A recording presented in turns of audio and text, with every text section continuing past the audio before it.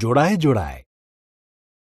পৃথিবী মানুষে ভরে গিয়েছিল, কিন্তু ঈশ্বর তাঁর তৈরি মানুষদের পাপকর্ম দেখে খুব দুঃখ পেয়েছিলেন। তিনি তাদের ধ্বংস করার জন্য মহাপ্লাবন ঘটানোর সিদ্ধান্ত নিলেন। সেই সময়ে নোহ নামে এক লোক ছিলেন, যিনি বাকি লোকেদের মতো ছিলেন না।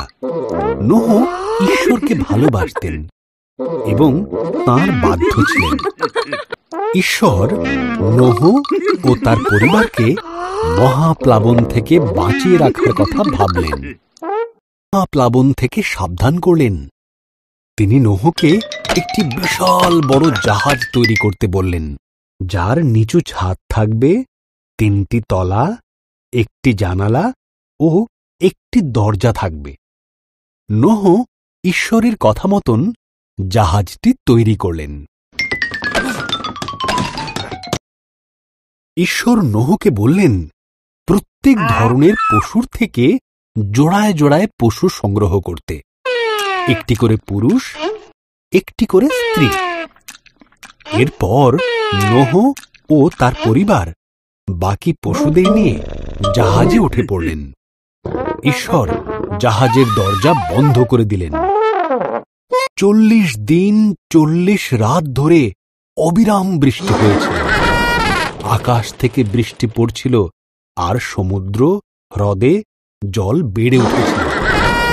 এর ফলে পৃথিবীর উচ্চতম পর্বতগুলিও মহাপ্লাবনে ডুবে গিয়েছিল।